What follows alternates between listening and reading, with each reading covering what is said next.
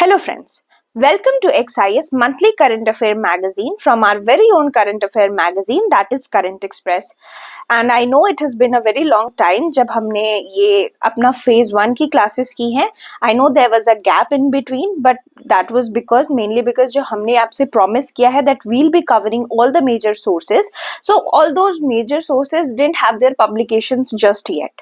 तो we were waiting for those publications और अब हमें मिल गए हैं वो publications, तो we have compiled it and made it your one-stop solution for current affairs. So this is going to be your January current affair magazine, January 2025, and your exams are going to be held pretty soon. So before that we'll be covering very important things, and again इसमें भी repetitions होंगी topic की, but nonetheless हम जो है जो भी important चीजें हैं we'll be covering all of it.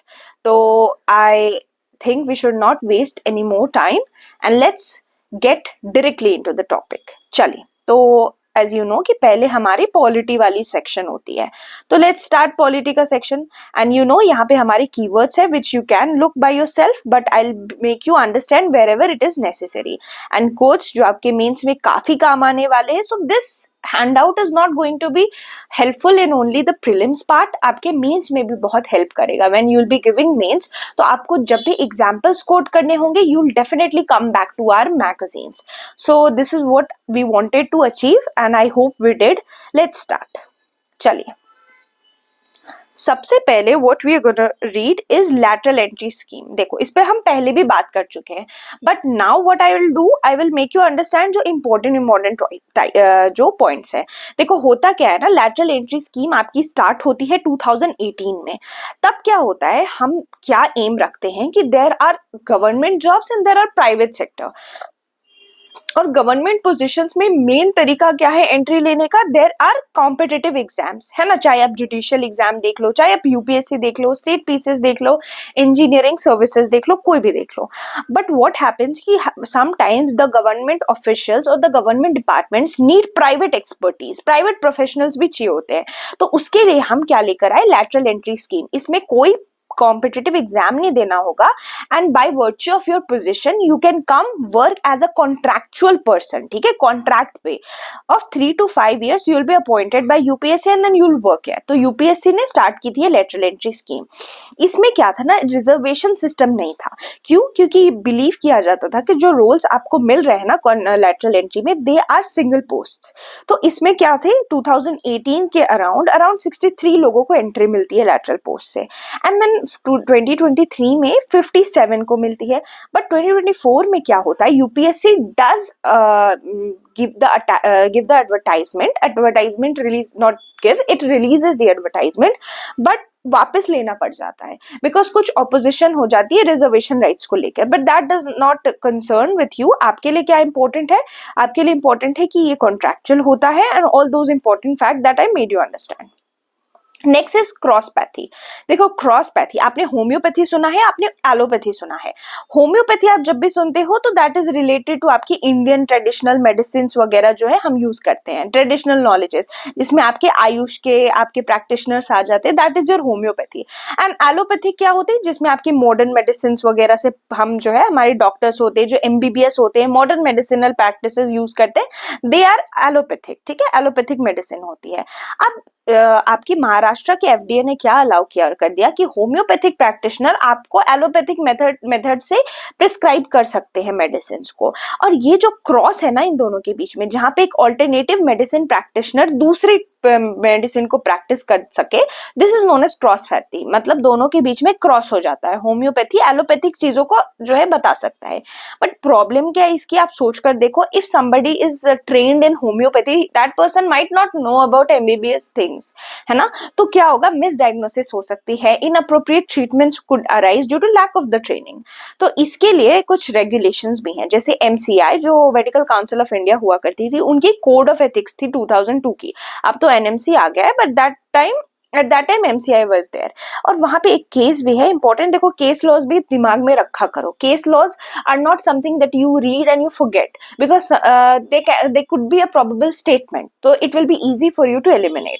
तो पूनम वर्मा केस 1996 आता है, where a homeopath was held liable for negligence and somebody died due to it, so it is something that shouldn't be practiced. Then we have national health mission। देखो national health mission की importance कब ज्यादा बढ़ गई ना, after Covid, ठीक है। तो 2021 से लेके 2024 में एक असेसमेंट करती है नेशनल हेल्थ मिशन, जिसमें अचीवमेंट्स देखा जाता है कि हमने हेल्थ केयर में क्या क्या अचीवमेंट्स जो है वो देखी हैं। तो ये लॉन्च कब हुआ था, let's go back into its history. 2013 में लॉन्च हुआ। तो होता क्या है, नेशनल हेल्थ मिशन जो है वो फोकस करता है 2013 में एक्सेसिबिलिटी, अफोर्डेबिलिटी, जो भी हमारे वल्नरेबल पॉपुलेशंस है उनके लिए। इसके अंदर बहुत सारे इनिशिएटिव्स थे। ये क्या है, एक मिशन हमेशा अम्ब्रेला होता है, इसके अंदर छोटे छोटे इनिशिएटिव्स होते हैं, जैसे आयुष्मान भारत स्कीम आप सबने सुना होगा। Then we have non communicable disease programme. Non communicable disease programme से क्या पता चलता है, वो डिजीज जो कम्युनिकेट नहीं होती है, जैसे कि कौन सी हुई, आपकी डायबिटीज वगैरह हो गई, वो आपके नॉन कम्युनिकेबल डिजीज वगैरह के रिलेटेड हो गए। एंड देन कम्युनिकेबल में आपके कौन से हो गए, फ्लू वगैरह जो होती हैं, टीबी वगैरह जो होती हैं, वो सारे आपकी कम्युनिकेबल डिजीजेस हो गई, दे कैन बी कम्युनिकेटेड। तो हमारा वैसे एंड आयुष भारत मिशन के बारे में हम ऑलरेडी जानते हैं कि इसके अंदर हम लोग एक डिजिटल हेल्थ इकोसिस्टम बनाने की कोशिश कर रहे हैं, है ना, डिजिटल हेल्थ इकोसिस्टम। ये टर्म्स दिमाग में रखा करो, क्योंकि आप जब मेंस के आंसर लिखोगे ना तो आप यही टर्म्स को यूज करोगे, then your answer will sound better, it will sound that you know something, you know important things. तो वैसा आपका हो गया। वैसे ही आपकी कम्युनिकेबल डिजीज कंट्रोल है। And then you have RMNCH+A, okay. तो ये भी आपका जो है वो रिलेटेड है आप ही के health related, health care issues से। तो अगर आपसे पूछा जाए RMNCH क्या है, तो ये basically reproductive maternal something something adolescent health है, okay. You can read it by yourself. जहां तक I remember it's related to reproductive maternal health and adolescent, बच्चों से रिलेटेड चीजें हैं। तो ये स्ट्रेटेजिक अप्रोच बेसिकली बताता है, जिसमें गवर्नमेंट और सिविल सोसाइटी वगैरह जो है वो मिलकर प्रायोरिटी रखती हैं विमेन की रिप्रोडक्टिव हेल्थ वगैरह को। तो ये सब किसके अंदर आ रहा है, नेशनल हेल्थ मिशन के अंदर।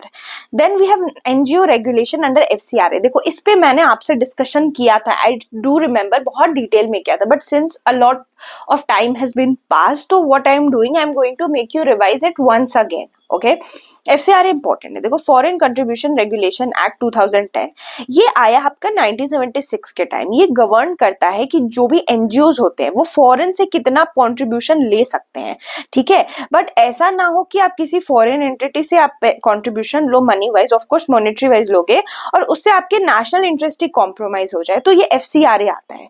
इसमें क्या होता है, 2010 और 20 में भी कुछ कुछ अमेंडमेंट होती हैं, तो उन अमेंडमेंट को हम अभी देखेंगे, ठीक है, कि 10-20 में क्या क्या अमेंडमेंट हुई थी।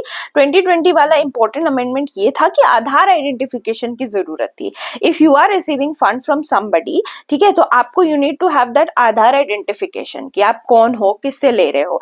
एंड रिस्ट्रिक्शन भी लगा दी गई थी पब्लिक सर्वेंट्स पे कि आप नहीं ले सकते फॉरेन फंड्स। तो let's see in detail this FCRA। देखो FCRA का टाइमलाइन देखते हैं 1976 से।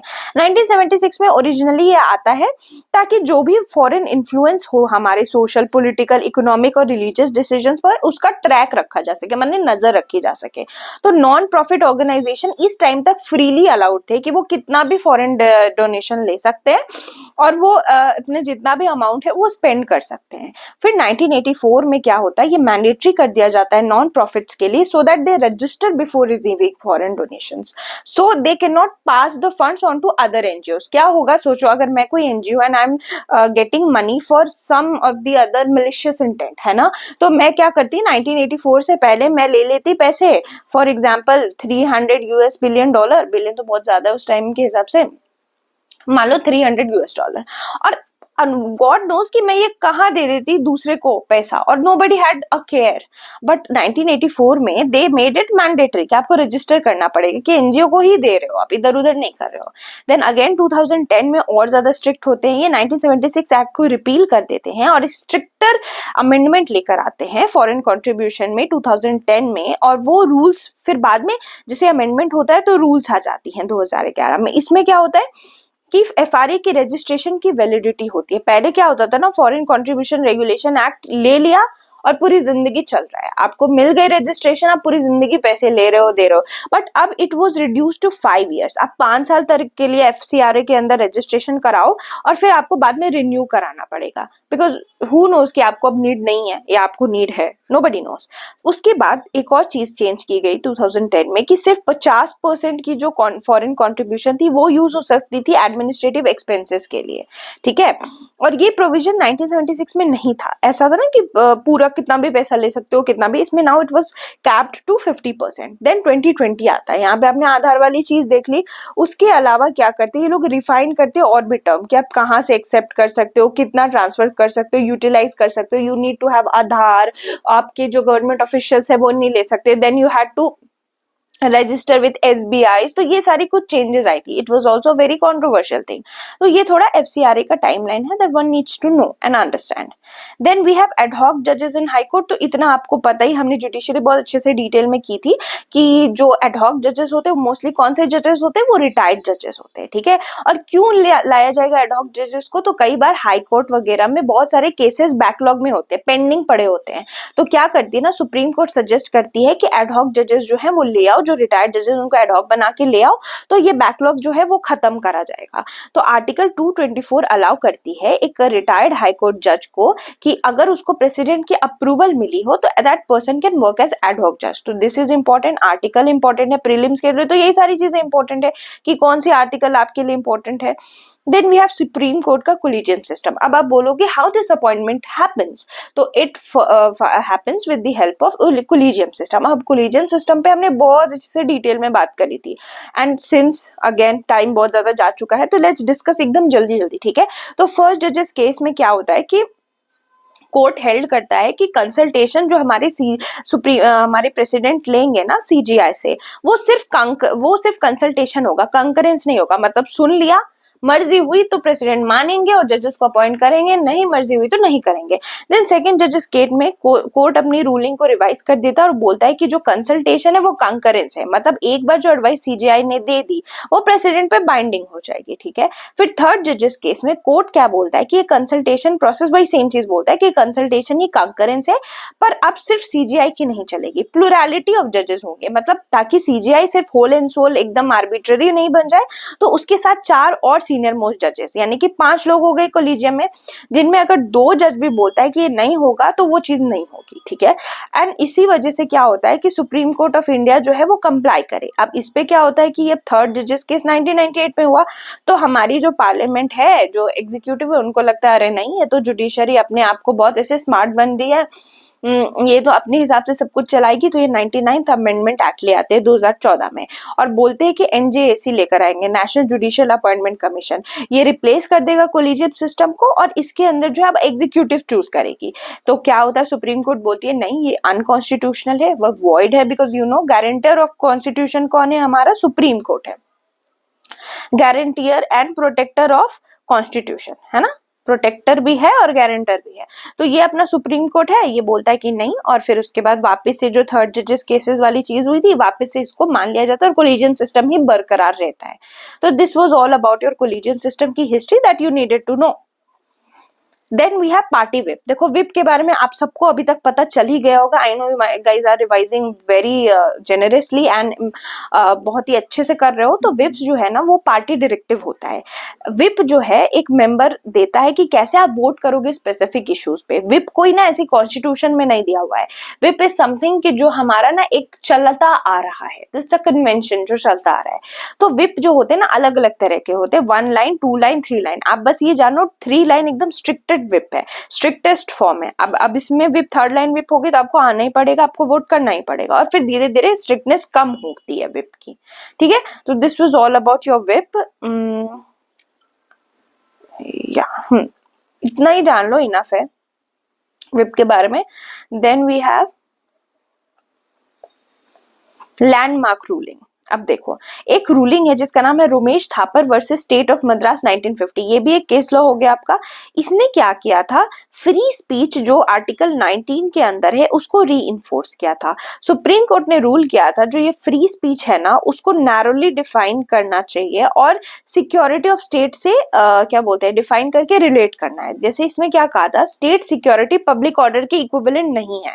तो जो आर्बिट्ररी सेंसरशिप लगा देती थी ना गवर्नमेंट ये बोलकर कि ये चीज तो पब्लिक ऑर्डर को हटा रहा है, ये तो स्टेट सिक्योरिटी के अगेंस्ट है, उस चीज को ना उन लोगों ने रोका कि आप किसी के भी फ्रीडम ऑफ स्पीच पे इस तरह से रोक नहीं लगा सकते हो। सो वन शुड नो कि Romesh Thapar versus state of Madras ने री इन्फोर्स किया था free speech protection under article 19(1) clause A होगा ही, बिकॉज वही है आपका freedom of speech and expression. Then we have delay in MNREGA wages. तो आपको तो पता ही है मनरेगा जो है वो 100 डेज ऑफ वेज एम्प्लॉयमेंट देता है अनस्किल्ड वर्कर्स को।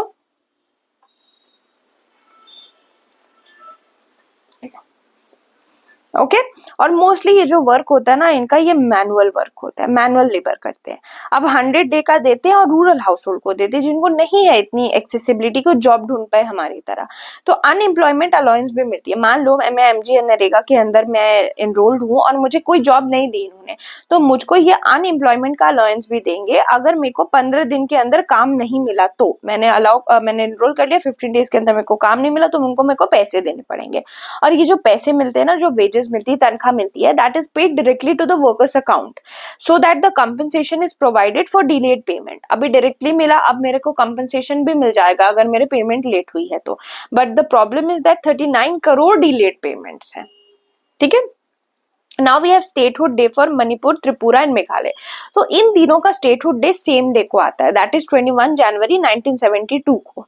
अब क्या है ना, ऐसे बहुत सारे स्टेट्स है ना जो इंडिया में मर्ज हुए थे आफ्टर 1949। ठीक है, माने देश आजाद हुआ ना 1947 के बाद, उसके बाद ना अलग अलग स्टेट्स जो है वो मर्ज हुए थे, अलग अलग जो प्रिंसली स्टेट्स है वो भी मर्ज हुए थे इंडिया में।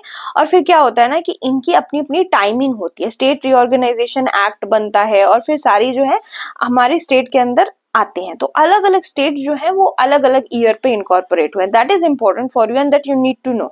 अभी ये ना पूरा लक्ष्मीकांत का था, पर मैंने कोशिश करी कि आप लोगों के लिए एक टाइमलाइन जैसा बना दूं। जैसे 1960 क्या होता है ना, आपसे ये क्रोनोलॉजिकली पूछ सकते हैं कि कौन पहले इनकॉर्पोरेट हुआ, महाराष्ट्र हुआ या हरियाणा। तो सी 1960 में महाराष्ट्र गुजरात होता है, 1961 में दादर नागर हवेली, 1961 में दामन and Diu and Goa. See here Goa is your UT, बाद में स्टेट बनता है। देन 1962 में पुडुचेरी, देन 1963 में यू हैव नागालैंड का स्टेट, 1966 में हरियाणा, चंडीगढ़, हिमाचल प्रदेश आ जाता है, 1972 में मणिपुर, त्रिपुरा और मेघालय जिसका आपका स्टेटहुड डे था। 1975 में यू हैव सिक्किम जो कि 36th अमेंडमेंट एक्ट से 1975 में इंडिया में आता है। 87 में आपका मिजोरम, अरुणाचल प्रदेश एंड गोवा, यहाँ पे गोवा आपकी स्टेट बन चुकी है। 2000 में आपका छत्तीसगढ़, उत्तराखंड और Jharkhand and the latest is Telangana. और अलग अलग स्टेट जो है ना किस बेसिस पर बनेंगी उसके ऊपर अलग अलग कमीशन आई थी। पहले धर कमीशन आया था, ये भी क्रोनोलॉजिकली डाला है मैंने, JBP committee and then Fazal Ali committee. तो आप जब रिवाइज करोगे तो आपको देखना है कि Dhar committee what it said, JBP commission what it said and Fazal Ali what it said. Ultimately what was the area जिसके बेसिस पे हमने स्टेट को फॉर्म किया था, मतलब what was the criteria, not area, criteria जिस पे स्टेट फॉर्म हुआ है। And Andhra Pradesh was the first linguistic state जो 1953 में बनती है because of death of Potti Sriramulu जो कि बहुत टाइम के लिए फास्ट ऑन टू डेथ थे because he wanted the state to be on the linguistic basis. Okay, ये इंपॉर्टेंट था आपके लिए। Let's read. या ये भी आप देख लेना, north eastern area reorganisation act से आए थे। डोनेशन थ्रू इलेक्टोरल ट्रस्ट, तो electoral trust donation political party की बढ़ गई है, ये सब आप देख लेना। 95% फंडिंग है, क्या है not important. National panchayat award जो है अभी 45 पंचायत को मिली है, that is also not that important. PM Surya Ghar Muft बिजली योजना, इस पे भी हम पहले भी बात कर चुके हैं। ये प्रोवाइड करने की कोशिश करिए free electricity through what, through rooftop solar panels. इसके अंदर 1 करोड़ हाउस होल्ड को फ्री इलेक्ट्रिसिटी मिलेगी रूफटॉप सोलर पैनल से and we will get financial assistance for it as well. National portal के अंदर फाइनेंशियल असिस्टेंस भी मिलेगा। Then we have Lokpal foundation, you all must have heard about Anna Hazare. वो कौन थे? He was a social activist. इन्होंने क्या किया था? इन्होंने कंट्रीब्यूट किया था टू लोकपाल फाउंडेशन। इन्हीं के वजह से, इन्हीं के वर्क के वजह से, because he was anti corruption, है ना। बहुत सारा करप्शन चलता है हमारे गवर्नमेंट ऑफिशियल्स के बीच में, but it never sees the light of day. क्यों? क्योंकि कोई ऐसा एंटी करप्शन ऑम्बुड्समैन नहीं था। ऑम्बुड्समैन वो ऑर्गेनाइजेशन होती है ना जो एंटी करप्शन होती है, वो चेक करती है, ठीक है। वो एक अथॉरिटी है जो चेक करती है कि if certain corruption is being rampant और नॉट। तो लोकपाल इसी तरह से बनती है, एक इंडिपेंडेंट स्टैट्यूटरी बॉडी की तरह, जो कि लोकपाल लोकायुक्त एक्ट 2013 के अंदर आता है, टू कॉम्बैट करप्शन। और ये सर्व करता है अगेन ऑम्बुड्समैन जैसा, because it investigate allegations of corruption among public functionary, ठीक है। ये बेसिकली गवर्नमेंट पब्लिक फंक्शनरीज के लिए था। तो लेट्स लुक इनटू इट थोड़ा सा, है ना। देखो, ये है आपका लोकपाल लोकायुक्त एक्ट 2013। इसने क्या बोला था कि एक लोकपाल बनेगा सेंटर पे और लोकायुक्त बनेगा स्टेट पे, जिससे क्या होगा, एक uniform anti corruption road map बनेगी नेशन में, स्टेट और centre. What is most important for you is this कि जुरिस्डिक्शन लोकपाल की कौन सी है। This is very very important for you. Prime minister, minister, MPs, group A B C और D के ऑफिसर्स, यानी कि आपके आईएएस ऑफिसर्स भी, and officials of central government as well. अब यहाँ आप देखो कौन एब्सेंट है, प्रेसिडेंट नहीं है, and you don't have governor here. तो जो चीजें नहीं है ना वो आपको देखनी है। और लोकपाल में एक चेयरपर्सन होता है, मैक्सिमम 8 लोग होते हैं, जिसमें 50% लोग जुडिशियल मेंबर्स होंगे, यानी कि 4 मेंबर 8 में से जुडिशियल होंगे। 50% मेंबर जो लोकपाल के होंगे उनको एससी एसटी और ओबीसी और माइनॉरिटी कैटेगरी से आना है। और जो सिलेक्शन होती है इनके चेयरपर्सन ऑफ लोकपाल की, वो एक सिलेक्शन कमिटी के थ्रू होती है, जिसमें prime minister, speaker of Lok Sabha और लीडर ऑफ ऑपोजिशन होते हैं लोकसभा के। इसीलिए बोला जाता है लीडर ऑफ ऑपोजिशन बहुत इंपॉर्टेंट है। CJI is also there and a sitting जज, supreme court nominated by CJI. तो आप देख सकते हो बहुत इंपॉर्टेंट ऑर्गेनाइजेशन के लोग हैं, जैसे प्राइम मिनिस्टर है, स्पीकर है, लीडर ऑफ ऑपोजिशन है, चीफ जस्टिस है, okay. And then these person finally select your chairperson. तो ये सारी थोड़ी कुछ चीजें थी that one needs to know. Let's read about national anthem. देखो नेशनल एंथम, यू नो कि हमारे नेशनल एंथम किसने लिखा था? रविंद्रनाथ टैगोर। ये बांग्ला में था, इसका हिंदी वर्जन अडॉप्ट होता है जनवरी 24, 1950 में, और ईज 52 सेकेंड्स के लिए गाया जाता है। और जब बैंड वार्ड होते हैं ना तो यहाँ पे ड्रम रोल्स होते हैं। But what you need to know, क्या नेशनल एंथम को लेकर कोई लीगल प्रोविजन है क्या? तो सी, पहली बात तो नेशनल एंथम के बारे में हमारी फंडामेंटल ड्यूटी की आर्टिकल 51 ए की क्लॉज ए बोलता है कि we have to respect our national anthem, ठीक है। तो क्या बात है ना, जो फंडामेंटल ड्यूटीज हैं या डीपीएसपीज हैं, इससे रिलेटेड ना गवर्नमेंट इनको रेफरेंस मानकर समटाइम्स, मोस्टली डीपीएसपी तो लेजिस्लेशन का सोर्स है ही है, पर फंडामेंटल ड्यूटीज को लेकर भी एक्ट्स बनते हैं। तो यहाँ पे आपको prevention of insult of national honour act 1971 दिखता है, जिसमें क्या बोला जाता है, if somebody is deliberately insulting और अटेम्प्टिंग अ कंटेम्प्ट, ठीक है, of our national anthem, could be present imprisoned for 3 years और कैन बी फाइंड और बोथ, या तो उसको जेल हो जाएगी या फाइन हो जाएगा, दोनों का दोनों। बट वन शुड नो कि अगर आप, यू आर नॉट प्लेइंग और not singing of national anthem, then there is no such punishment, ठीक है। अनलेस, देखो यहाँ पे अनलेस है, it's a wilful act of disrespect. देखो इसका मतलब क्या है, इसका मतलब मैं समझाती हूँ। इसका मतलब ये है कि देखो, अगर मैं कहीं पे गई, ठीक है, और मुझको ऐसे ही मैं बैठी हूँ, and if one of my friends is singing national anthem, it's not that मुझको भी गाना पड़ेगा, and if I don't sing I will get jailed, no I won't. लेकिन क्या हो रहा है ना कि I went to some certain sport और मैं जीत गई स्पोर्ट्स में, ठीक है, और मुझे क्या बोला गया कि अब आपका नेशनल एंथम बजेगा, now I am representing India, और वहां पे मैं पोडियम के पास गई एंड आई रिफ्यूज, मैं तो नहीं गाऊंगी ये नेशनल एंथम, मैं तो जा रही हूँ बैठने, then it will be a wilful act, it will be willfully disrespecting my national anthem. तो this is the difference between both.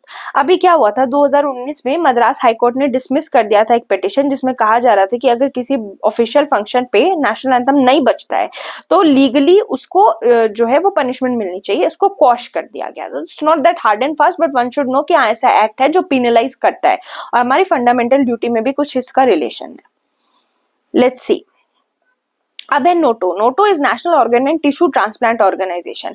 इसने एक नई चीज की है कि अगर कोई गवर्नमेंट एम्प्लॉय अपना ऑर्गन डोनेट करता है तो उसको 42 डेज की लीव मिलेगी एज पर नोटो।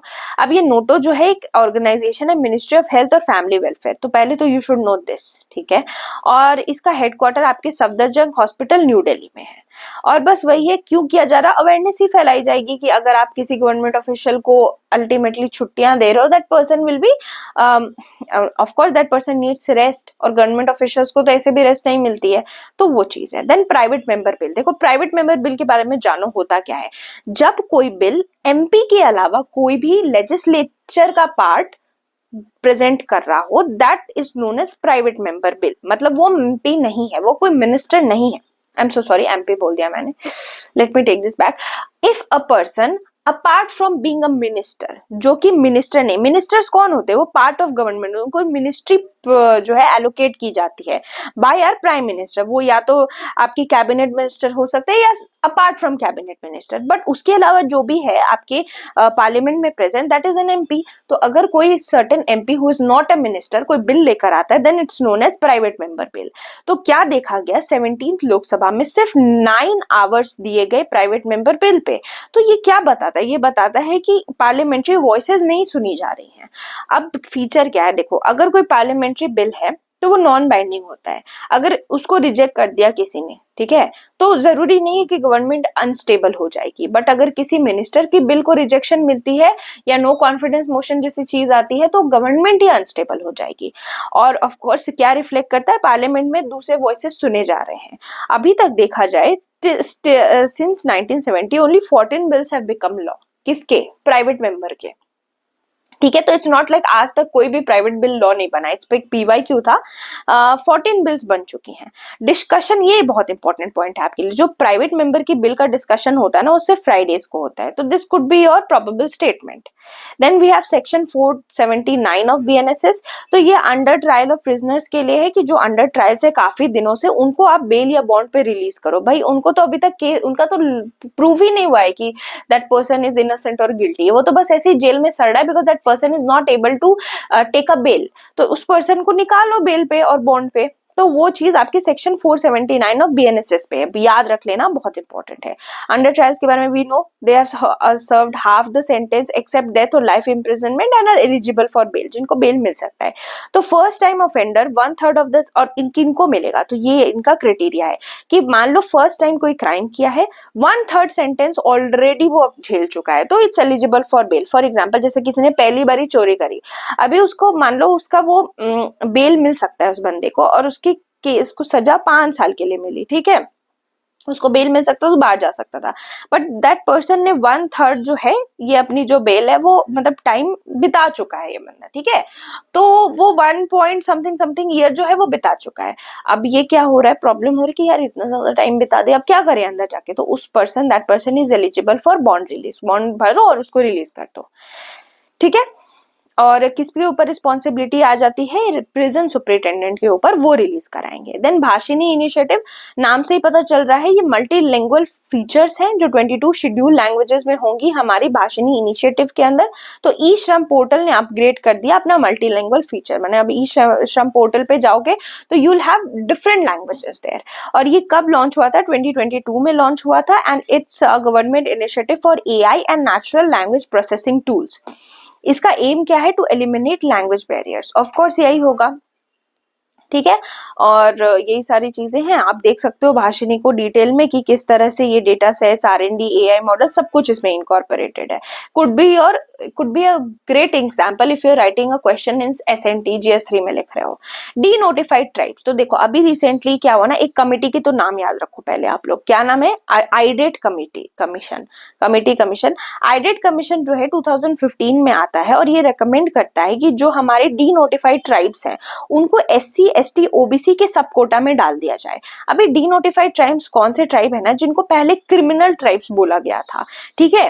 लेकिन 1871 के एक्ट में ये क्रिमिनल ट्राइब्स कहलाते थे, बट फिर 1952 में इनको क्या किया गया, इनको डीनोटिफाई कर दिया, ऐसा क्रिमिनल वाला टैग हटा दिया गया इनके ऊपर से। बिकॉज देखो ये टाइम जो है आपका ब्रिटिश इंडिया वाला है, उनका तो काम ही था जो भी उनके अगेंस्ट आते उनको क्रिमिनल घोषित कर दो, but now it's after independence, post independence का टाइम है, तो उनको डीनोटिफाई ही किया जाएगा। नेक्स्ट वी हैव नॉटू लैंड। नॉटू लैंड याद रख लो कि ये एक लैंड है जो कि लद्दाख वाले रीजन में है। ये बेसिकली होता क्या है, गवर्नमेंट जो है क्या करेगी, वेस्ट लैंड मतलब बंजर पड़ी हुई जमीन जिसको कल्टीवेशन या प्रोडक्टिव यूज के लिए यूज किया जा सकता है, उसको गवर्नमेंट लेकर उसको चेंज कर दे वेस्ट लैंड से प्रोटेक्टिव यूज में, तो दैट इज नोन एज नाटू लैंड। हिस्ट्री क्या है कि ये टर्म जो है ओरिजिनेट हुआ जम्मू कश्मीर में और बाद में हिमाचल प्रदेश ने अडॉप्ट कर लिया। इसका ओनरशिप जो है वो लोकल्स को दे दिया जाता है क्योंकि लोकल प्रिजर्व करते हैं लोकल इंटरेस्ट और कल्चरल वैल्यू को।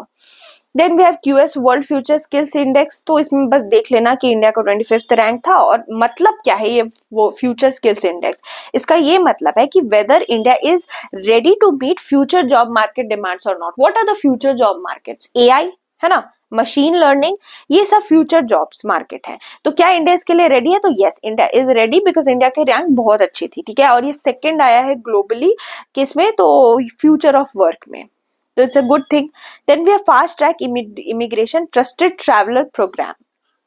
इसके अंदर क्या है कि यूनियन होम मिनिस्टर ने इनॉग्रेट किया है। इसके अंदर अलग अलग मल्टीपल, इस पे भी हम बात कर चुके हैं, पहले भी हमने डिस्कस किया था कि फास्ट ट्रैक करने के लिए एक ट्रस्टेड ट्रैवलर प्रोग्राम होगा अलग अलग एयरपोर्ट्स में, जिसमें इमिग्रेशन क्लियरेंस सिस्टम होगी, इनका अपना ऑटोमेटेड ई गेट होगा, कोई भी इमिग्रेंट होगा तो अपना आराम से क्लियरेंस करा के आ जा सकता है। Then we have PM Ayushman Bharat infrastructure. तो हम लोग कई बार आयुष्मान भारत स्कीम पर बात कर चुके हैं कि एक सेंट्रली स्पॉन्सर्ड स्कीम थी, हेल्थ इंफ्रास्ट्रक्चर को स्ट्रेंथन करने के लिए 21-22 के बजट में लॉन्च होती है, और वही हेल्थ केयर गैप्स और सर्वेलेंस वगैरह को फिल करने के लिए आया था। Then we have NIXI. NIXI ने क्या लॉन्च किया है, internet governance internship and capacity building scheme. तो हम लोग क्या करें, इंटरनेट गवर्नेंस को ठीक करने की कोशिश करें। ये एक बाय एनुअल प्रोग्राम होगा जो कि मेंटरशिप और प्रैक्टिकल एक्सपोजर देगा डिजिटल पॉलिसी में, मतलब एक मेंटर असाइन कर दिया जाएगा और कोई भी अगर डिजिटल पॉलिसी है उससे रिलेटेड प्रैक्टिकल एक्सपोजर, ताकि डिजिटल पॉलिसी हमारे लिए काम आ सके, राइट। और निक्सी के बारे में जान लो, its full form is national internet exchange of India. Then Beti Bachao Beti Padhao scheme के 10वीं एनिवर्सरी हो चुकी है। It was one of the flagship initiative in India. इसने बहुत हद तक चाइल्ड सेक्स रेशियो को ठीक किया, ठीक है, जेंडर इक्वलिटी बढ़ाई और गर्ल चाइल्ड को एडुकेशन भी दिलाने में बहुत मदद की बेटी बचाओ बेटी पढ़ाओ स्कीम ने, ठीक है। अब बेटी बचाओ बेटी पढ़ाओ स्कीम के बारे में हमने जान लिया। अब 2015 में पानीपत में ये लॉन्च होता है। Then we have unified pension scheme. बहुत अच्छे से डिटेल में हमने इस पे बात की थी कि क्या है ये unified pension scheme. Next we'll be talking about NITI Aayog ने लॉन्च किया है फिस्कल हेल्थ इंडेक्स 2025। तो पहले तो याद रख लो सिर्फ यही कि किसने फिस्कल हेल्थ इंडेक्स को लॉन्च किया है, नीति आयोग ने। और दूसरी चीज क्या आपको याद रखनी है, how many states are being covered here. तो 18 स्टेट्स को कवर किया गया है यहाँ पे, ठीक है। अब इसके अलग अलग इंडाइसेस है, I will not go into each and every indice because बहुत सिंपल सी चीज है, पर एक टर्म है जो आपको पता होने। देखो रेवेन्यू मोबिलाइजेशन बहुत सिंपल है, पता चल रहा होगा। डेट इंडेक्स देखेंगे कितना लोन है हम पर। डेट सस्टेनेबिलिटी, किस तरह से हमारे डेट्स आगे सस्टेनेबल होंगे नहीं होंगे। Quality of expenditure also you know, but fiscal prudence आपको पता होना चाहिए। It's the responsible management of government finances, ये मैं लिख देती हूँ, responsible management of government finances.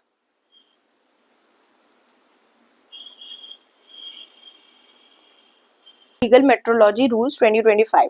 Graft legal metrology rules 2025 जो है वो यूनिफॉर्म टाइम सिंक्रोनाइजेशन के लिए है। ये one nation one time achieve करने के लिए था। बेसिकली नाम से ही काफी आपको कुछ पता चल रहा होगा, और इम्पैक्ट तो सिमिलर है, अगर टाइम सेम हो जाएगा तो ये सारे इम्पैक्ट होंगे। नेशनल चाइल्ड डे इंडिया मनाती है 24 जनवरी को, that's all you need to no.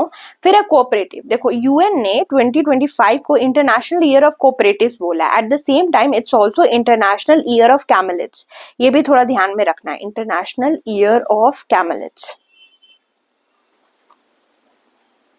ठीक है, थोड़ा ध्यान में रखना है। तो कोऑपरेटिव्स का थीम था cooperative built a better world, that's it. अब थोड़ा बहुत देखना है तो देख सकते हैं। हाँ, कोऑपरेटिव मूवमेंट को मोमेंटम कब मिली ना पूरे वर्ल्ड में, जब इंटरनेशनल कोऑपरेटिव अलायंस फाउंड हुआ था 1895 में।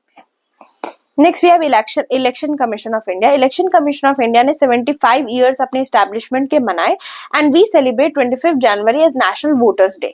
अभी आपको पता ही होगा election commission of India is a constitutional body. Part 15 में इसका आपको दिखेगा जिक्र एंड आर्टिकल 324 से लेके 329 में इसके सारे प्रोविजंस हैं। इसके अलावा we have statutory provisions also, यानी कि एक्ट है जैसे कि chief election commissioner and other election commissioner act 2023, right. तो ये सारी चीजें इलेक्शन कमीशन के लिए। इलेक्शन कमीशन ऑफ इंडिया ना हमारे कब आया था, तो लेट्स, आपको पता है 1950 में आया था, but you know when it became popular, जब टीएन सेशन आए, टीएन सेशन जब इलेक्शन कमिश्नर बनते हैं ना, then it actually became a household name. तो go and search about TN Seshan, आपको बहुत हेल्प मिलेगी। देन इंटरनेट शटडाउन, इंडिया ने 60 मोबाइल इंटरनेट शटडाउन किए 2024 में, जो कि लोएस्ट है 8 साल में। यूजुअली जब भी कहीं पे आप देखोगे कि हिंसा होती है, समथिंग अनटूवर्ड्स हैपन, तो इंटरनेट शटडाउन होता है। तो इंटरनेट शटडाउन होता कैसे, लीगल प्रोविजंस है क्या इसके? हाँ है। सीआरपीसी जो था, अब तो नहीं है, उसके चेंज हो गया होगा ये। सीआरपीसी 1973 बोलता है कि शटडाउन सेक्शन 144 के अंदर टिल 2017 था। Then we have Indian telegraph act 1885 जो शटडाउन बोलता है up to 15 days for public safety, 15 दिन के लिए इंटरनेट शटडाउन किया जा सकता है। ग्राउंड क्या है, तो पब्लिक इमरजेंसी या सेफ्टी, जिसको डिफाइन नहीं किया गया कि what is public emergency and safety, तो वो डिस्क्रिशन पे लाई करता है। रिव्यू मैकेनिज्म क्या है, तो 3 मेंबर की कमेटी जो है वो 5 दिन के अंदर आपको बताती है कि whether the internet should be shut down और not. Then we have article, देखो सोच के देखो कि आर्टिकल कौन सा होगा जो इंटरनेट शटडाउन से डील कर रहा होगा, राइट तो आप सोच के देखो कौन कर रहा होगा। तो ऑफ कोर्स आर्टिकल 19 क्लॉज 2, क्योंकि ये रिस्ट्रिक्ट करता है freedom of speech for security and public order. और यूजुअली कौन करते हैं इसको शट डाउन, तो we already have talked about it कि यूनियन होम सेक्रेटरी हमारे जो है ना, जो आपके यूनियन में बैठे हैं वो शट डाउन करते हैं, या फिर स्टेट के होम सेक्रेटरी करते हैं ना। तो ये थोड़ा सा आपको पता होना चाहिए कि किसके पास पावर है इसको शट डाउन करने की, और कौन से एक्ट के अंदर, तो एक टेलीकम्युनिकेशन रूल 2024 है उसके अंदर। इसको भी लिख ही देती हूँ, टेलीकम्युनिकेशन रूल्स 2024, ठीक है। Then we have right to access to justice not absolute. तो क्या हुआ ना कि अभी सुप्रीम कोर्ट के पास कुछ पिटिशनर आए और फालतू की लिटिगेशन लेकर आ गए। कई बार क्या होता है ना, कोर्ट का टाइम खाने के लिए भी पिटिशंस डाल देते हैं, पीएलआईज डाल देते हैं।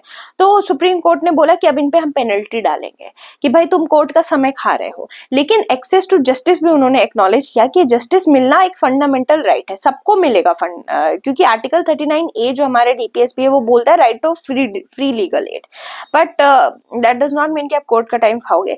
और सुप्रीम कोर्ट ने अनीता कुशवाहा वर्सेस प्रताप सुदान 2016 केस में भी इसको रिकॉग्नाइज किया था as a fundamental right, again a case law that you need to know about.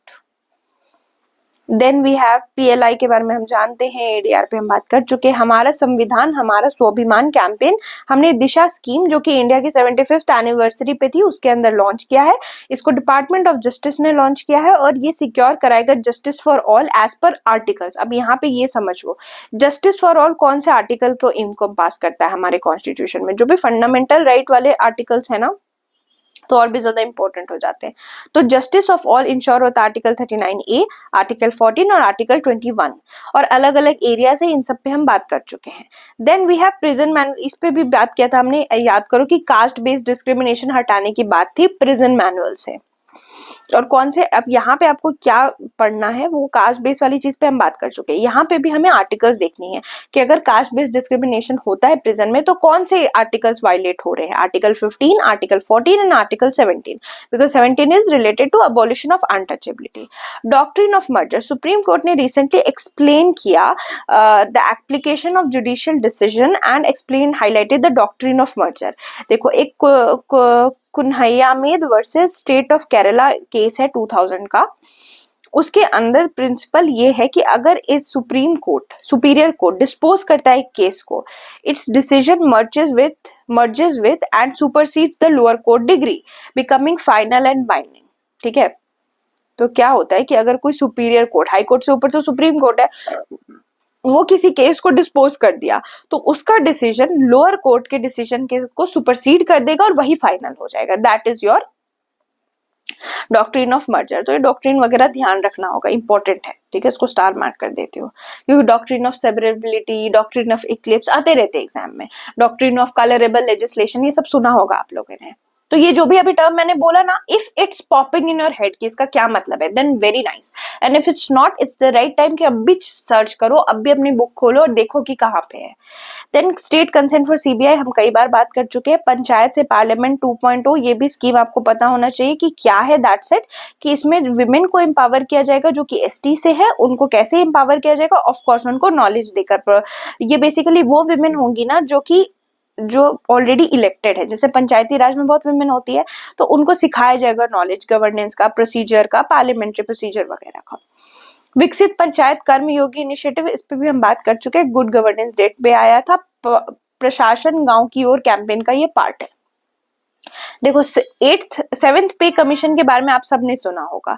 ये 7th पे कमीशन 2016 में इंप्लीमेंट हुआ था और ये 1947 से चल रहा है, और इसकी जो एंड होने वाली थी टर्म, वो 2026 में होने वाली थी। अब आ रहा है 8th पे कमीशन। ये पे कमीशन चेक क्या करता है, तो ये डिटरमाइन करता है गवर्नमेंट ऑफिसर्स की सैलरी स्ट्रक्चर, अलाउंस और जो भी गवर्नमेंट एम्प्लॉय की बेनिफिट्स हैं।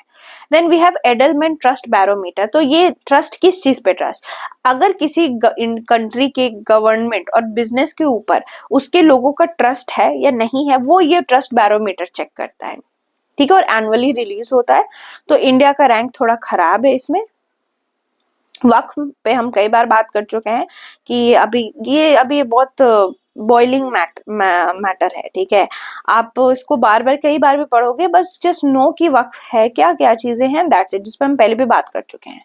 Then we have watershed development component of Pradhan Mantri Kisan सिंचाई योजना। तो किसान सिंचाई योजना लॉन्च 2015-16 में हुआ था, वाटर एक्सेस को लेकर कि फार्मिंग में वाटर एक्सेस कैसे इंप्रूव करे, ताकि जो इरिगेटेड एरियाज है वो बढ़ सके, लेकिन इतना पानी ना यूज हो जाए इरिगेशन में कि वाटर ही चला जाए। तो वाटर कंजर्वेशन भी था। What you need to know is, जो आपके काम का है कि हर खेत को पानी और वाटरशेड डेवलपमेंट कंपोनेंट, ये दोनों अलग अलग मिनिस्ट्रीज लेकर आई। सॉरी, हर खेत वाटरशेड डेवलपमेंट कंपोनेंट और पर ड्रॉप मोर क्रॉप, ये अलग अलग मिनिस्ट्री इंप्लीमेंट करती है।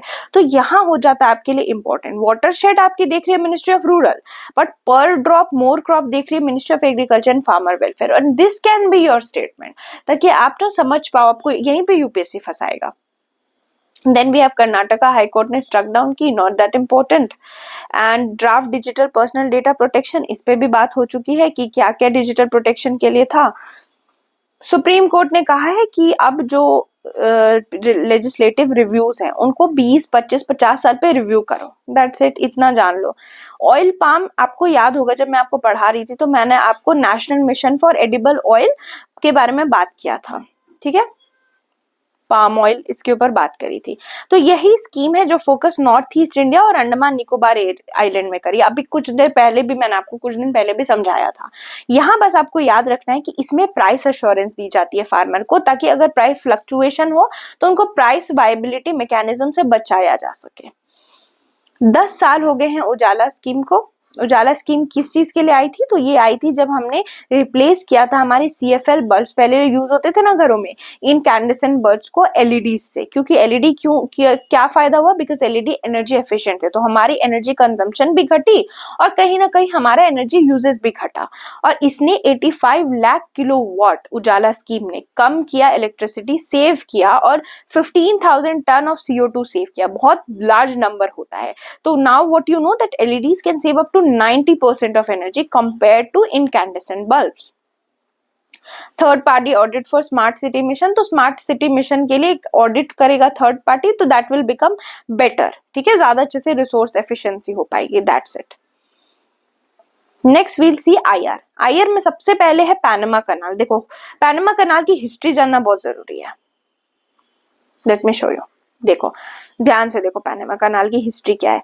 होता क्या है ना कि यूएस को पहले क्या करना पड़ता था ना, यूएस को जब भी कोई चीज ट्रांसफर करनी होती थी, मान लो उसको न्यूयॉर्क से कोई सामान है, ठीक है, और उसको लेकर जाना है यूरोप की किसी जगह पे, या फिर अफ्रीका लेकर जाना है, या कहीं पे भी लेके जाना है, तो यहाँ से न्यूयॉर्क से कोई सामान निकलता था, वो पूरा का पूरा साउथ अमेरिका ट्रैवल करता था और तब कहीं जा पाता था, ठीक है।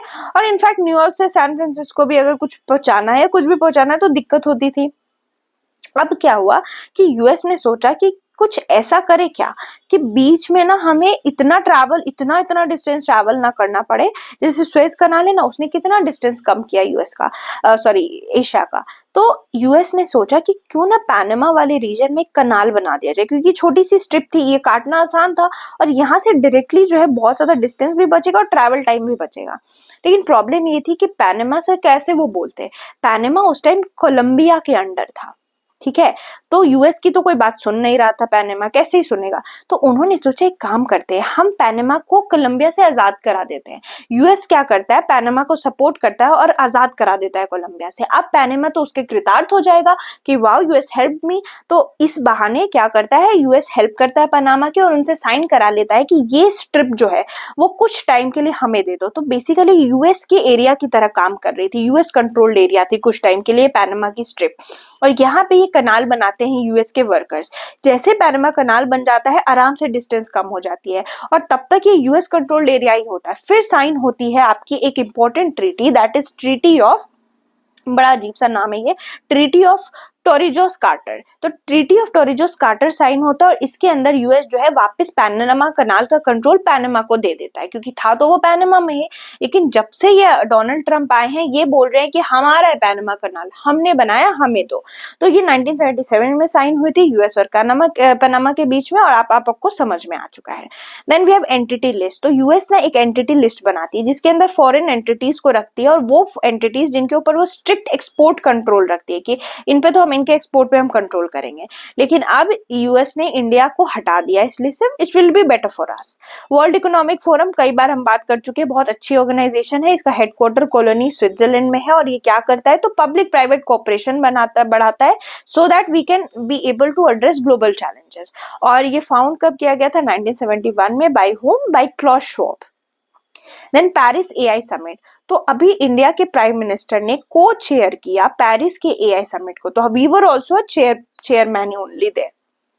तो कौन है फ्रेंच के प्रेसिडेंट, मैक्रन के साथ। फरवरी 2025 में हम करने वाले, किया नहीं, हम करने वाले हैं according to it, but now we are in March, so I know कि हो चुका है, ठीक है।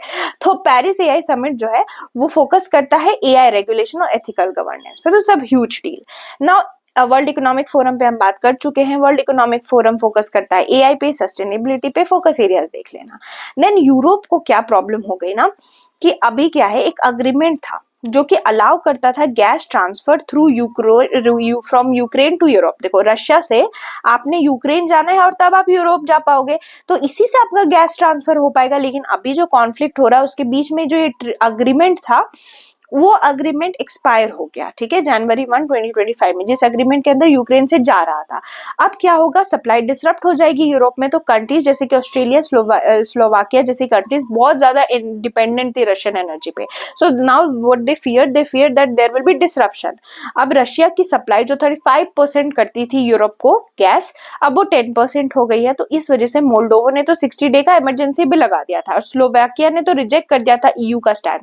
ईयू क्या मानता है, यूरोपियन यूनियन, कि हमें रशियन गैस पे डिपेंडेंस कम करनी चाहिए, पर स्लोवाकिया ने कहा नहीं नहीं, हम उसके बिना तो रह ही नहीं सकते, which is true.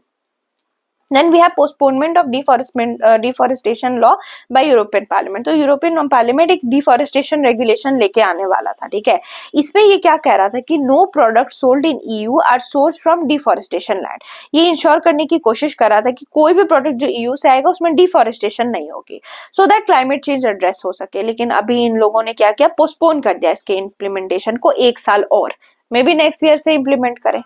You know it's easier said than done कि आप कोई डिफॉरेस्टेशन करो ही नहीं, है ना, एंड प्रोडक्ट्स बनाओ, it's not that easy. Then black sea में ना बहुत बड़ा ऑयल स्पिल हो गया। अब जब भी ऑयल स्पिल होता है ना ब्लैक सी में या कहीं पे भी, तो वो इन्वायरमेंटल डैमेज करता है, क्योंकि oil spilling is a kind of pollution, इस वजह से इकोलॉजिकल डिजास्टर्स हो सकते हैं। और ये ऑयल स्पिल जो है ना वो कर्च स्ट्रेट में हुआ है, तो वहां पे एक बहुत इंपॉर्टेंट मरीन इकोसिस्टम है, वो खतरे में आ जाएगी।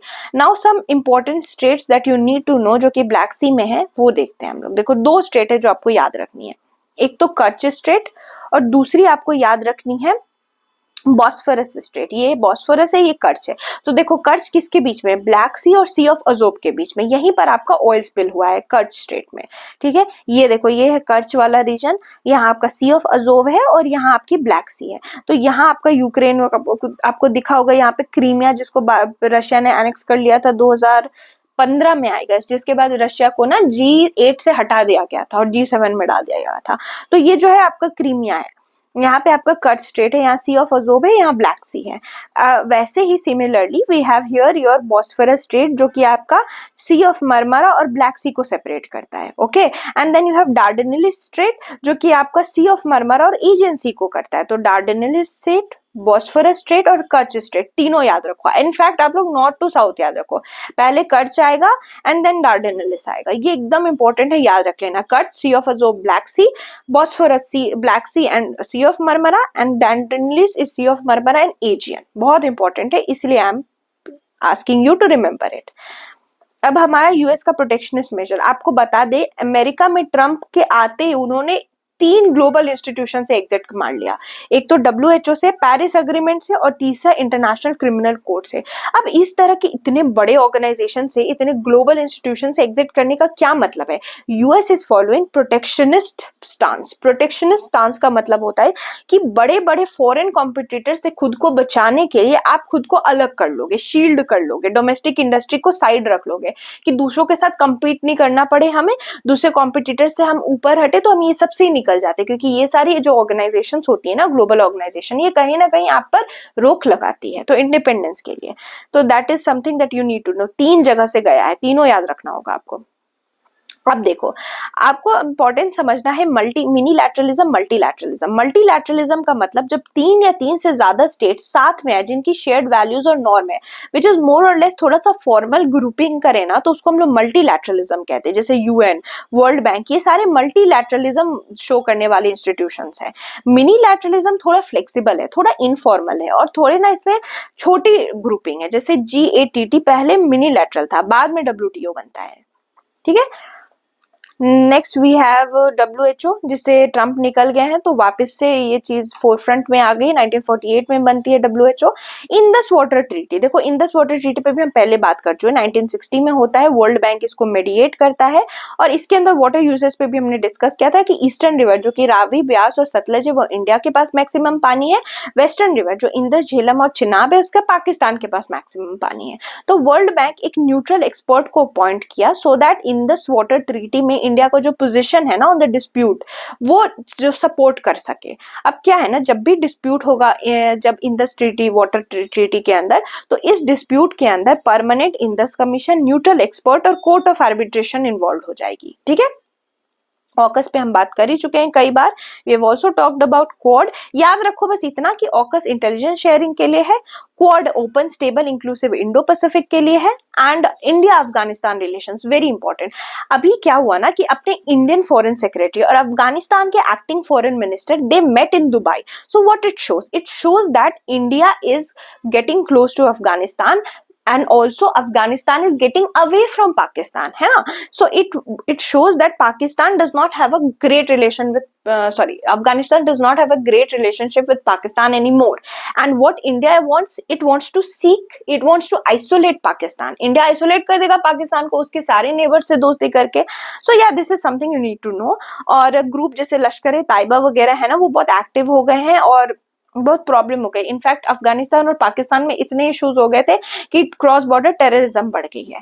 इंडिया यूरोपियन यूनियन रिलेशंस के बारे में आपको पता ही कि ईयू इंडिया का लार्जेस्ट ट्रेडिंग पार्टनर है और इंडिया ईयू का 9th लार्जेस्ट ट्रेडिंग पार्टनर। तो बहुत अच्छे ट्रेड रिलेशंस है हमारे। डिप्लोमेटिक रिलेशंस हमने ईयू से 1962 में स्टार्ट किए, ठीक है, और ये अपग्रेड हो गया टू स्ट्रेटेजिक पार्टनरशिप इन 2004। तो अब हमारे लिए ईयू एक स्ट्रेटेजिक पार्टनर की तरह है ना, और बहुत बहुत सारे हमारे शेयर्ड इंटरेस्ट हैं, जैसे कि climate action, renewable energy and other things. अभी इंडिया इंडोनेशिया रिलेशंस में बात करते हैं। इंडोनेशिया के प्रेसिडेंट ने इंडिया को विजिट किया 75th एनिवर्सरी पे। तो what it shows that India and Indonesia have economic engagement, maritime security and even historical ties. आपको पता होगा कि इंडोनेशिया तक हमारे चोला वाले साम्राज्य जो थे, चोला एम्पायर वगैरह इंडोनेशिया तक गए थे। So there are also historical ties there, है ना। और उसके अलावा we have cultural ties as well, क्योंकि इंडोनेशिया वगैरह तक हमारे बुद्धिज्म स्प्रेड हुआ था, but right now Indonesia is in a majority Islamic country, but वहां तक गया था। और डिफेंस में आपको याद रखना है कि इंडिया और इंडोनेशिया के बीच में गरुड़ शक्ति और समुद्र शक्ति होती है। और सेम यहाँ पे भी है, we have India Singapore bilateral relations. तो इंडिया और सिंगापुर ने भी आपस में लोगो अनवील किया है, और यहाँ की मिलिट्री एक्सरसाइज है सिम्बेक्स और अग्नि वॉरियर। यहाँ आपको सिर्फ मिलिट्री एक्सरसाइज ध्यान में रखनी है। नाइजीरिया, नाइजीरिया जो है उसको एडमिट किया गया as a partner country in BRICS grouping, एक पार्टनर कंट्री की तरह काम करेगा, और अभी एक्सपेंशन हो गया 10 मेंबर्स में।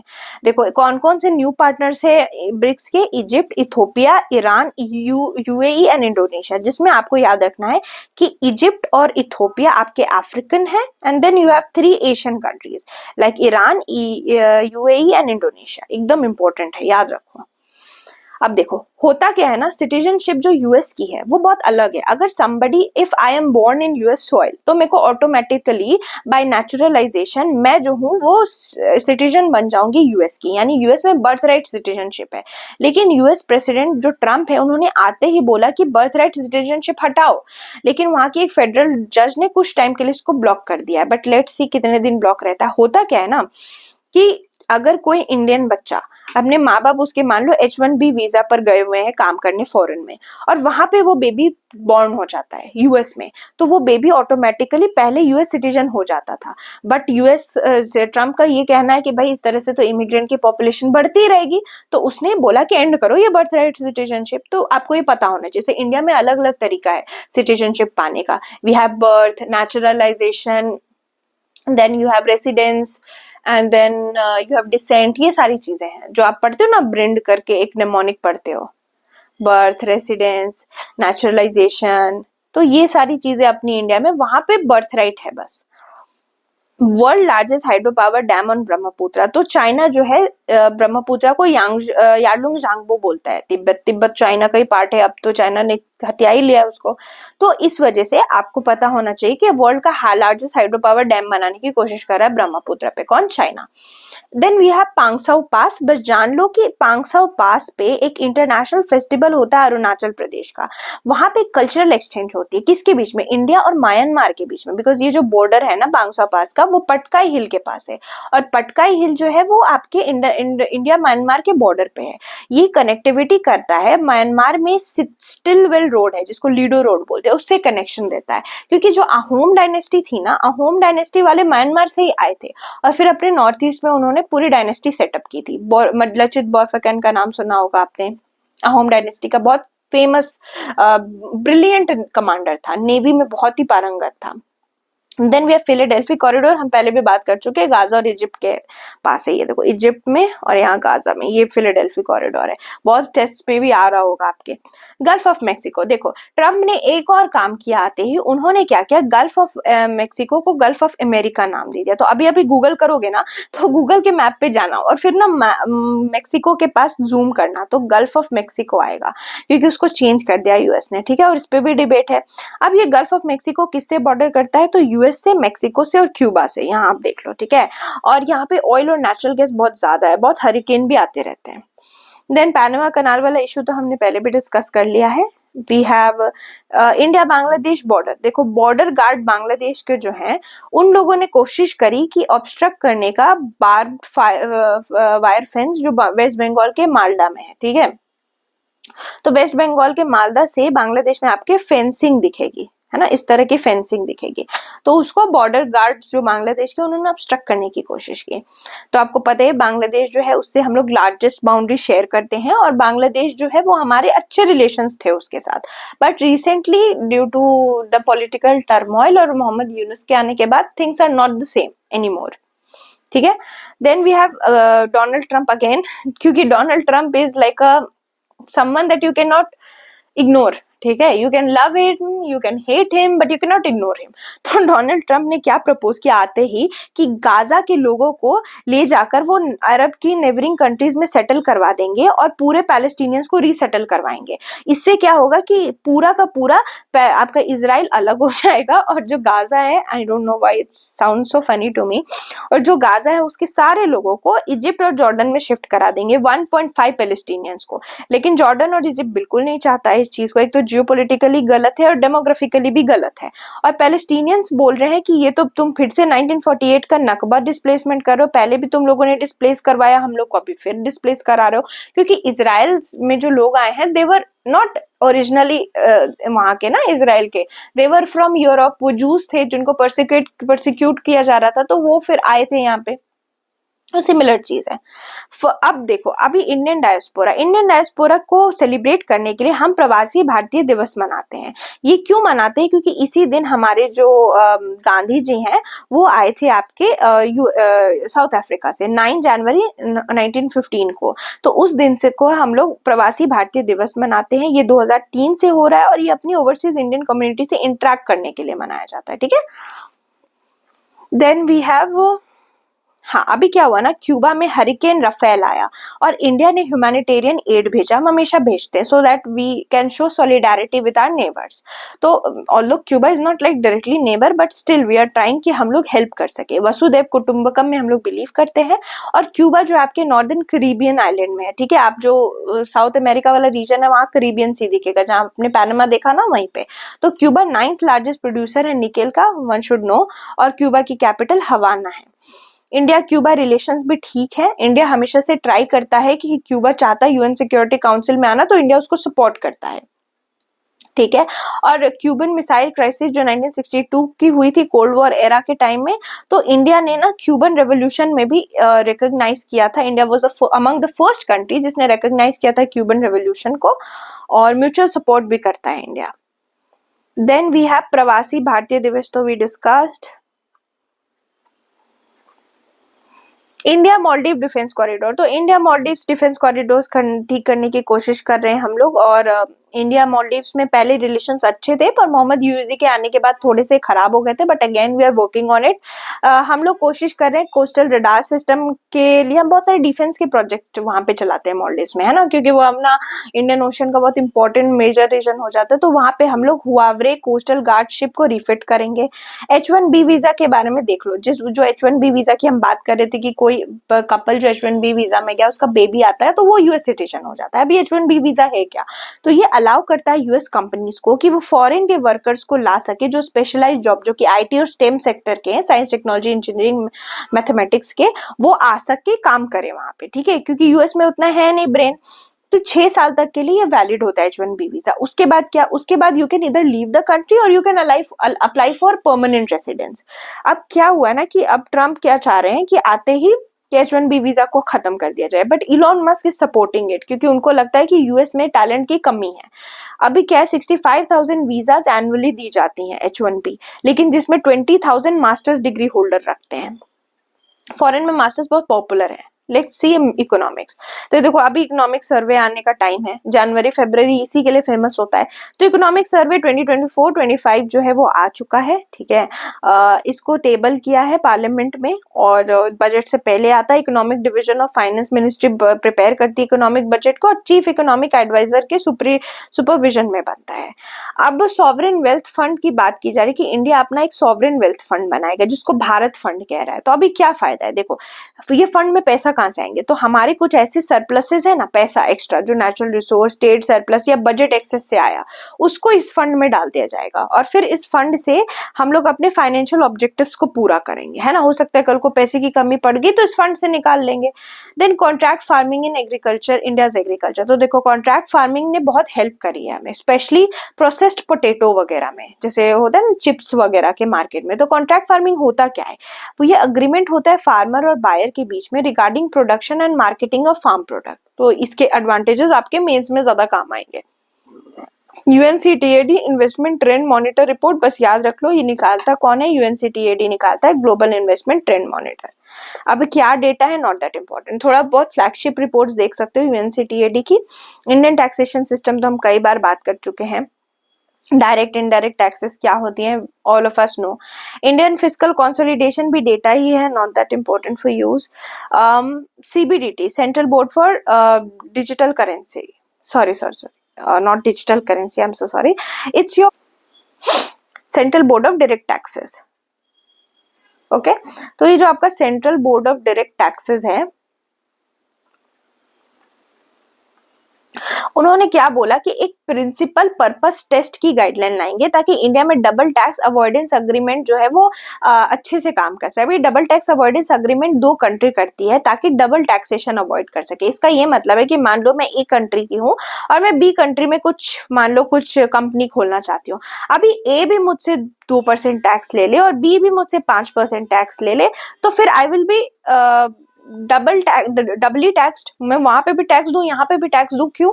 तो इसीलिए अग्रीमेंट होता है, तो 2 कंट्रीज आपस में कर लेती हैं कि ठीक है आप रहने दो, आप ले लो टैक्स, वैसा करके, ठीक है। सिंपल भाषा में बता रही हूँ, ओके, ताकि किसी के ऊपर बर्डन ना आए।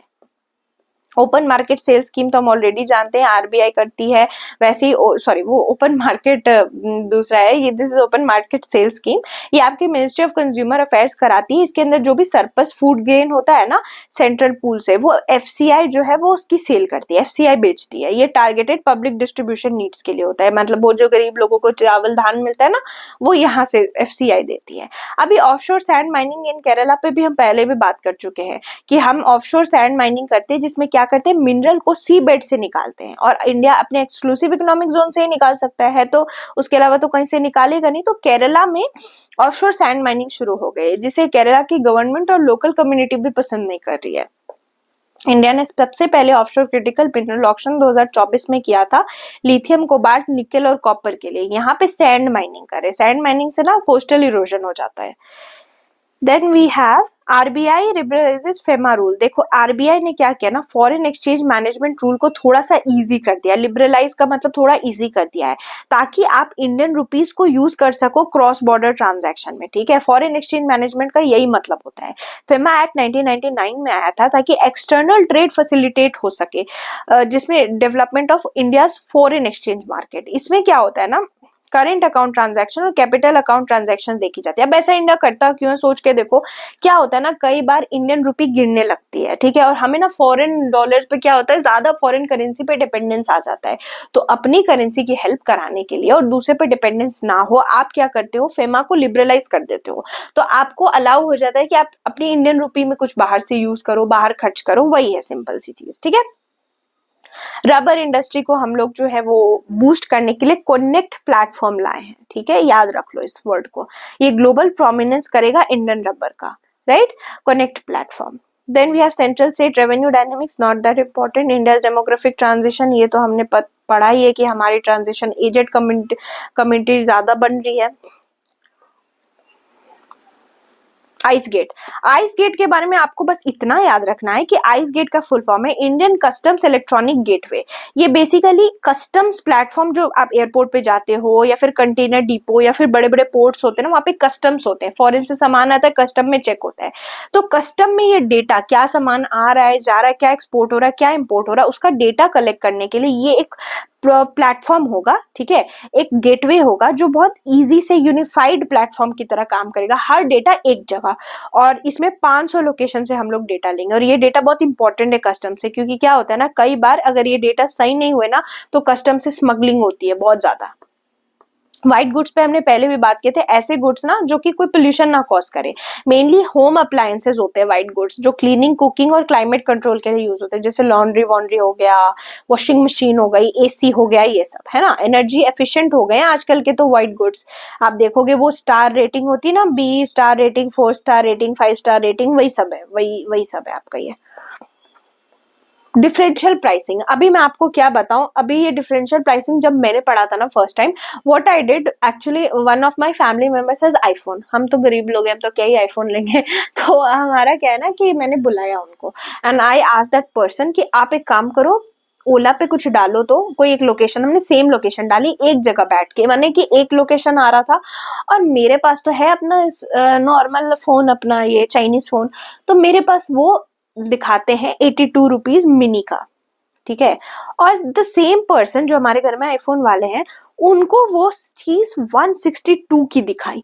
I was shocked. इसको पता है क्या बोलते हैं? इसको बोलते हैं डिफरेंशियल प्राइसिंग। तो अभी जो हमारी सेंट्रल कंज्यूमर प्रोटेक्शन अथॉरिटी है, उन्होंने नोटिस किया कि ओला और उबर यूज करती है इन डिफरेंशियल प्राइसिंग को। इसमें क्या करते हैं, सेम लोकेशन के लिए, सेम डिमांड के लिए, सेम डेमोग्राफिक के लिए, just on the basis of कौन सी आप स्मार्टफोन यूज कर रहे हो, प्राइसेस अलग रखते हैं। अब क्योंकि उनके पास आईफोन था, iOS पे चलता है, तो उनको लगता है हाँ रिच लोग ही अफोर्ड कर सकते, तो उनसे ज्यादा पैसे लेते हैं। This is called differential pricing. इसके भी अलग अलग टाइप्स होते हैं, जैसे real time pricing, price adjust कर देते हैं based of competition. Subscription base, आप सब्सक्रिप्शन लो, जैसे कि स्विगी वन आता है, तो उस पे आपको, आप इतना ऑर्डर करते हो तो आपको थोड़े पैसे कम पड़ जाएंगे, तो दिस इज फिर वॉल्यूम डिस्काउंट, आप बल्क में खरीदोगे तो आपको कम पड़ेगा, तो this is type of differential pricing only. कभी सीजनल डिस्काउंट, होली पे कम पैसे लगेंगे। These are certain things that you need to know, ये टर्म्स पता होने चाहिए। Then we have enhance certificate of origin system. Enhance certificate of origin system आपके एक्सपोर्ट सर्टिफिकेशन है, जो एक डिजिटल प्लेटफॉर्म है जो सर्टिफिकेट ऑफ ओरिजिन देगा, ताकि आपको पता चले कि आपका गुड कहाँ से ओरिजिन हो रहा है। यूजुअली क्या होता है ना कि चाइना बहुत ऐसा कर रहा था कि जिन कंट्रीज में चाइना इज गुड बैन थे ना, वो क्या कर रहा था, किसी और कंट्री से उसको बेच रहा था, तो कंट्री ऑफ ओरिजिन थी नहीं, तो पता ही नहीं चल रहा था चाइनीज माल आ रहा है। तो इसलिए सर्टिफिकेट ऑफ ओरिजिन बहुत इंपॉर्टेंट होता है। वेन लिस्टेड प्लेटफॉर्म, तो सेबी ने इंट्रोड्यूस किया वेन लिस्टेड प्लेटफॉर्म, जो रेगुलेट करेगी प्री लिस्टिंग शेयर ट्रेड की, ताकि ग्रे मार्केट एक्टिविटी कम हो सके। मैंने पहले से ही लिस्टिंग कर देगी, ग्रे मार्केट ट्रेडिंग कम होगी तो ट्रांसपेरेंसी बढ़ेगा, प्री लिस्टिंग ट्रेडिंग ठीक हो पाएगी, ट्रांसपेरेंसी बढ़ेगी तो हम इन्वेस्टर्स ही बचेंगे, वॉलेटिलिटी कम होगी। देन सेचुटाइजेशन प्लान, देखो जैसे हम जो म्यूचुअल फंड लेते हैं ना, म्यूचुअल फंड खरीदते हो तो SIP देनी होती है, सिस्टमेटिक इन्वेस्टमेंट प्लान बोलते हैं उसको, मंथली पैसा देना होता है। जैसे 5,000 रुपए पर महीने दिया तो उसको SIP कहते हैं। बट कई बार जो छोटे छोटे लोग हैं ना, जैसे कि जो स्मॉल टिकट इन्वेस्टमेंट स्कीम, जैसे वो लोग जो कि छोटे अफोर्डेबल यूनिट्स होते हैं, वैसे लोगों के लिए स्मॉल टिकट इन्वेस्टमेंट प्लान, ये छोटी SIP है जो 250 रुपए से ही शुरू हो जाएगी, ठीक है। उसको सैचुटाइजेशन इसलिए बोले, देखो आप जानते हो ना कि बड़ा शैम्पू अगर आप नहीं ले सकते हो तो छोटे शैम्पू का सैशे आता है, तो अब अमीर लोग भी वही यूज करेंगे और गरीब भी यूज कर सकते हैं, है ना। सैशे में कम क्वांटिटी में बट यूज तो कर पाएंगे। वैसे ही ये सैचुटाइजेशन है, सैशे में माने छोटे लेवल पे SIP कर सकते हो, 250 रुपए से शुरू हो जाएगी, तो अब इससे फाइनेंशियल इंक्लूजन होगा, लो इनकम लोग भी इन्वेस्ट कर पाएंगे, है ना, तो वो बैरियर कम होगा। ट्रेडिशनली म्यूचुअल फंड बहुत महंगा होता है, एंट्री कॉस्ट बहुत ज्यादा महंगी होती है, ये एंट्री कॉस्ट भी कम हो जाएगा। Then we have Jammu railway division, तो अभी जम्मू रेलवे डिवीजन बन गया, ठीक है। पहले जम्मू रेलवे डिवीजन जो था वो फिरोजपुर डिवीजन के अंदर था, अब नॉर्थ रेलवे जोन में इनका अपना डिवीजन हो गया है, तो बेटर रेल मैनेजमेंट हो पाएगी। और जो प्रोजेक्ट्स हैं जैसे अंजी खाड़ और चिनाब ब्रिज के बीच के प्रोजेक्ट, उसकी कनेक्टिविटी इनहांस हो पाएगी। Udhampur Srinagar Baramulla railway link manage हो पाएगा, ये सारी चीजें। Then we will see exponential growth in digital transaction in India. तो देखो इंडिया में UPI और IMPS बहुत तेजी से ग्रो किया है। UPI तो आप सबको पता है, IMPS होता है इमीडिएट पेमेंट सेटलमेंट सिस्टम। इसमें क्या होता है ना, आप अपने बैंक में कुछ भी पैसा एक बैंक से दूसरे बैंक में भेज रहे हो, up to I guess lakh है, इसका कुछ चेक करना पड़ेगा मुझे, आप चेक कर लेना। तो 50,000 रुपीज मान लो आपको सेंड करना ना बैंक A से B, IMPS में करोगे तो तुरंत, जैसे UPI तुरंत जाता है ना, IMPS भी तुरंत चला जाता है 24/7। ये बहुत पॉपुलर है और UPI भी उतना ही पॉपुलर है, रियल टाइम फंड ट्रांसफर करता है, अभी बैठे हो अभी पैसे भेज सकते हो, तो ये और ज्यादा बढ़ ही रहा है इंडिया में, बिकॉज बहुत अच्छा काम कर रहा है। Then we have national turmeric board, तो नेशनल टर्मरिक बोर्ड लॉन्च हुआ है ताकि टर्मरिक प्रोडक्शन सपोर्ट हो सके। इसका हेडक्वार्टर निजामाबाद तेलंगाना में है, ठीक है। इंडिया में 70% वर्ल्ड का टर्मरिक प्रोड्यूस होता है। ऑफ कोर्स हम ही है जो हल्दी को इतना पॉपुलर किया हमने। हल्दी में क्या होता है, क्यूरक्यूमिन होता है, जो कि which is considered antioxidant, anti cancerous and even protects us from different infections. तो लगा लेते थे ना पहले जमाने पे कट पे हल्दी, इसीलिए तो महाराष्ट्र, तेलंगाना और मेघालय में बहुत ज्यादा हल्दी उगती है। अब आपको बता दूं कि यूनियन कैबिनेट ने 3,500 पर टन डाई अमोनियम फॉस्फेट की सब्सिडी पैकेज अप्रूव कर दी है, क्योंकि क्या हो रहा है ना, रुपी घट गया US डॉलर के अराउंड, और इससे क्या होता है ना, डाई अमोनियम फॉस्फेट जिसमें 18% नाइट्रोजन और फॉस्फोरस 46% है, उसकी सब्सिडी देनी पड़ती है, ताकि जो लोकल वहां के लोग हैं ना, उनको फर्टिलाइजर का कॉस्ट रुपी घटेगा तो बाहर से इंपोर्ट करना महंगा हो जाएगा, इसलिए सब्सिडाइज कर देते हैं। और रुपी हमारी गिर रही है, 85 मार्क को भी ब्रीच कर दिया है। क्यों होता है, ये फैक्टर्स बहुत इंपॉर्टेंट है। ये सेंट्रल बैंक में कॉन्फिडेंस नहीं है, लिक्विडिटी नहीं छोटे टाइम के लिए, इन्फ्लेशन आ गया है, मॉनेटरी पॉलिसी सही नहीं चल रही है, तो ऐसे रुपी का वैल्यू गिरता है। और इसीलिए फेमा को भी लिबरलाइज किया गया था, जो मैं आपको समझा रही थी। WPI का बेस रिवीजन करने की सोच रहे हैं, इसको 2011-12 से 2022-23 करे। WPI और CPI हमारे इन्फ्लेशन इंडेक्स होते हैं, है ना, ये मेजर करते हैं प्राइस चेंज। सीपीआई तो आपका प्रॉपर इन्फ्लेशन इंडेक्स के लिए मदद होता है, कितनी इन्फ्लेशन हम सीपीआई से देखते हैं। डब्ल्यूपीआई होलसेल होता है, ये प्राइस चेंज गुड्स का बल्क सेल पे चेक करता है, तो इसका बेस ये 11-12 था, इसको 22-23 करने की सोच रही है गवर्नमेंट, है ना। फिर आपके आता है हाउस होल्ड कंजप्शन एक्सपेंडिचर सर्वे, ये एनएसएसओ रिलीज करता है। ये क्यों चाहिए, तो आपके सीपीआई को डेटा कौन देगा, तो ये डेटा देता है आपके सीपीआई को, और अल्टीमेटली सीपीआई वगैरह जीडीपी और इन्फ्लेशन वगैरह कैलकुलेट करने में मदद करता है। Central bank digital currency US के प्रेसिडेंट ने बैन कर दिया, अब ट्रम्प तो है, ट्रम्प ही है। आपको यहाँ क्या जानना है, types. Wholesale central bank digital currency 2 bank आपस में यूज करेगा, और रिटेल पब्लिक के यूज के लिए बैंक से पब्लिक ऐप के थ्रू। वैसे टोकन बेस्ड एनोनिमस ट्रांजैक्शन के लिए होगा, और अकाउंट बेस्ड आपकी आइडेंटिफिकेशन की कौन किसको पैसा दे रहा है। इंडिया की डिजिटल इकोनॉमी को ओईसीडी और एडीपी ने चेक किया और डेटा रिलीज किया, तो it becomes important. Cashless treatment, देखो अभी आपको पता ही होगा, the moment we are talking reading, the moment you will be getting this classes ना, you will know, come to know कि there is a very famous case कि वडोदरा में एक बहुत ही रिच ब्रैड था, जिसने मजे मजे में 3 लोगों के ऊपर गाड़ी चला दी हाई स्पीडिंग में, अल्कोहल के नशे में, एंड 1 वुमन डाइड। तो वैसे लोग क्या करते हैं, इसको हिट एंड रन केस बोलते हैं। तो ऐसे ट्रीटमेंट क्या होता है ना, कि आप विक्टिम को लेके जाओगे तो क्या कैश के अरेंजमेंट करोगे, नहीं, तो मिनिस्ट्री ऑफ रोड और ट्रांसपोर्ट ने कैशलेस ट्रीटमेंट लॉन्च किया है। इसमें जो विक्टिम है उसको 1.5 लाख रुपए तक से लेकर ट्रीटमेंट दी जाएगी विद इन 7 लाख रुपए, तब जब से पुलिस रिपोर्ट फाइल हुई है। और इन केस कोई मर जाता है तो फैमिली को 2 लाख रुपए का कंपनसेशन भी मिलेगा। ठीक है, these things are getting increasing day by day. ठीक है, यहाँ से आपको रेमिटेंस के बारे में, इंडिया को 14.3% हाईएस्ट रेमिटेंस मिला है वर्ल्ड से, बाहर से ही आता है। और वर्ल्ड बैंक के हिसाब से India is again the fastest growing economy. Okay, RBI ने जो है वो सेट ऑफ कैलेंडर लॉन्च किया है for T bills. T bills होते क्या है, तो शॉर्ट टर्म डेट इंस्ट्रूमेंट होते हैं, जो कि गवर्नमेंट की बोरोइंग को मैनेज करने के लिए होते हैं। टी बिल की मेच्योरिटी इंपॉर्टेंट है, 91 डेज, 182 डेज, 364, यानी शॉर्ट टर्म के लिए है ये सारे। वैसे कैश मैनेजमेंट बिल होता है, मान लो गवर्नमेंट के कैश फ्लो में मिसमैनेजमेंट हो जाए तो सीएमबी यूज किया जाता है। तो let's keep it till here, next class में हम लोग करते हैं आगे, and very soon will be covering this entire January, बहुत जल्दी कंप्लीट करा दूंगी मैं आपके, and then will be reading. अभी तो फरवरी के मैगजीन्स बन रहे हैं, फरवरी हो जाता है, and then you will be set. आपने पूरा का पूरा आपको अप्रैल मिलेगा रिवाइज करने के लिए, so do focus on static and along with current. Static को फोकस करो एंड पूरा अप्रैल मस्त करंट रिवाइज करना, और स्टैटिक तो कर ही रहे होंगे आप लोग, और टेस्ट देते रहो। All the best.